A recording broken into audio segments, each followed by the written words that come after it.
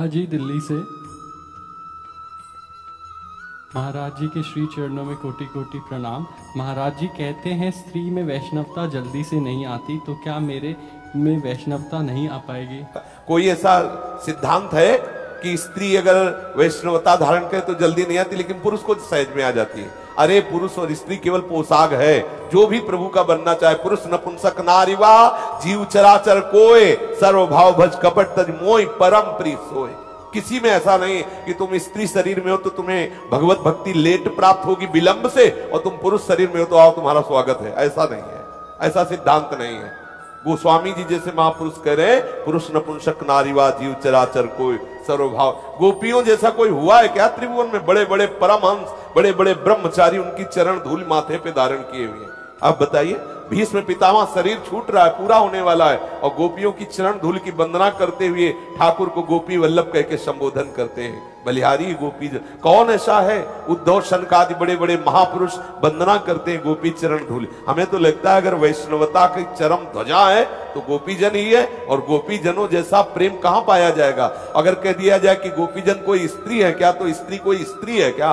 सब भगवान के चिदानंदमय अंश है। जिस दिन जिस क्षण वो अपने आप को चाहे प्रभु के चरणों में समर्पित करें, दुलार बराबर प्रभु का मिलता है। पुरुष और स्त्री और नपुंसक आदि इसका कहीं हमारे प्रभु के दरबार में भेद नहीं है। हमारा चित्त इस बात को स्वीकार नहीं करता। हमारे यहाँ तो राज्य ही है, हमारे माई श्यामा जी को राज। हम दूसरे की बात कैसे कहे? हम तो इन्हीं की दासता से युक्त है। अगर केवल इनके बाहरी वेश को देख करके कहा जाए कि इनकी वैष्णवता, तो मुझे मतलब हजम नहीं होगी, क्योंकि हम तो ठाकुर को सिंगे पे रखे लाडली जी के बल पर। हमारे माई श्यामा जी को राज, टेढ़े राय मोहन रसिया सो, तो फिर इसलिए मुझे समझ में नहीं आए। या कोई भाई खड़ा होकर समझा दे, नहीं इतनी सभा में कोई खड़ा होकर समझा दे कि स्त्री इसलिए नीच है। अगर पुरुष कोई दुग्ध पान करके बलवान बनता है तो इन्हीं के दुग्ध का पान करके। अगर पैदा हुए हो तो इन्हीं के गर्भ से पैदा हुए हो। अगर आज तक इतने बड़े हुए तो इन्हीं से हुए हो। बड़े बड़े परमहंसों का आज भी पेट भरता है। बड़े बड़े जो अपने को भक्तजन कहते हैं, अगर उनकी भी वैष्णवता पुष्ट है तो इन्हीं की भिक्षा से पुष्ट है, इन्हीं की कृपा दृष्टि से पुष्ट है। और अगर इन पर कोई दृष्टि बदल दे तो बड़े बड़े जटाधारियों को रौंद के फेंक दिया है। ये वो भी माया शक्ति है। इनकी चरण रज माथे पे रखे और भाव से चले। इनको पर कभी ये भाव न लावे कि ये स्त्री है और ये कुछ नीच है। कहीं भी नीच नहीं है। महादेव के बगल में बैठी हुई है, राम जी के बगल में सिया जी बनी बैठी है, नारायण के बगल में लक्ष्मी जी बनी बैठी है। हमारे लालजू के भैया हमारी तो समझ में बात नहीं आएगी, क्योंकि हम राधा चरण उपासी हैं। अब चाहे जहां से देख, या आप कोई व्यवहार की बात या शास्त्र की भी बात बताओ कि स्त्री यहां गलत है, पुरुष यहां ठीक है, मुझे बता दिया जाए।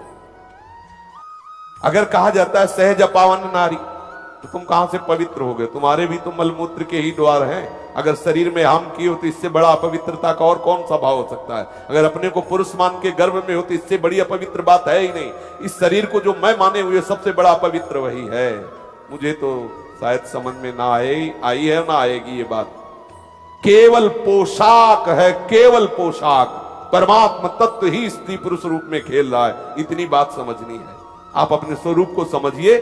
कोई भी ऐसी पावर शक्ति बताओ जो स्त्री में भगवान ने नहीं रखी, पुरुष में रख दी। हमें केवल वो बता दो। कोई भी पावर शक्ति, कोई भी एक बात बताओ कि ये बात पुरुष में अधिक है और स्त्री में नहीं है। ये हमें बता दो। कोई भी पावर शक्ति बता दो। सब उसमें सामर्थ है, सब सामर्थ है। अगर वैराग्य में उतरी है तो बड़े बड़े वैरागियों के होश उड़ा दिया, ऐसा वैराग्य धारण किया है। भक्ति में उतरी तो भूप कही गई। रत्नावती जी भक्त भूप कही गई। मीरा जी कोई देखो, भागमती भाई, गंगा यमुना भाई, एक से एक महान। हमारा हृदय तो नहीं स्वीकार करेगा। सबरी जी के आगे किसी की चली क्या? भील कुल में जन्म हुई, राम जी के अनुराग में रंगी हुई, गुरुदेव के कृपा प्रसाद से बलवान हुई। हिला के रख दिया भक्त मंडली को, तपस्वियों को। सबसे श्रेष्ठ सबरी जी का झंडा झूमा। मुझे तो पुरुष दंडकारण्य में और स्त्री तपस्या कर रही थी क्या? पुरुष ही तो कर रहे थे। एक से एक फलाहारी दूधाहारी थे। किसी का नाम आया क्या? केवल सबरी मैया का नाम आया। राम जी ने जूठे बेर खाए और सबरी जी को बैठाल के स्तुति कर रहे हैं सरकार। ये जो नवधा भक्ति है सबरी को उपदेश नहीं कर रहे, क्योंकि राम जी के सामने ही वो परम धाम जा रही है, योगाग्नि में शरीर भस्म करके स्तुति कर रहे हैं, मानो भक्ति के सद्गुणों का वर्णन करके कि हे माता शबरी तुम में समस्त भक्ति विराजमान, ये 9 में एक भी जिसके हो मुझे परम प्रिय, आप में तो सब भक्ति विराजमान है।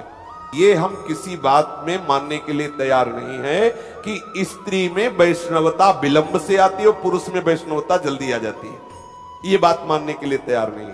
दोनों जब प्रभु के शरणागत हुए तो दोनों प्रभु को परम प्रिय है, केवल पोशाक स्त्री पुरुष की है, उस पोशाक को पहनने वाला भगवान का अंश ही है। ममई वांसो भगवान कह रहे हैं। इसमें कोई अगर आपको संशय लगे तो बताओ, हम आपका कहना सुनना चाहते, आप अपनी बात बताओ, लोग मत बोलना, सिर्फ आप अपनी बात बोलना जी।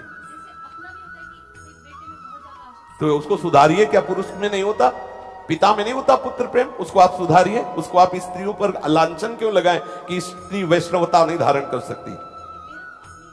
हाथ नहीं, आपका शब्द स्त्री पर था, आपने संपूर्ण स्त्रियों को कह दिया कि स्त्री में वैष्णवता नहीं जल्दी धारण कर सकती, पुरुष धारण कर सकता है। पुत्र मोह में कौन नहीं फंसा? अगर स्त्री को कहा जाए कि माता की तरह वो दुलार करती है तो पिता में नहीं है क्या प्यार, पिता में आसक्ति नहीं है क्या?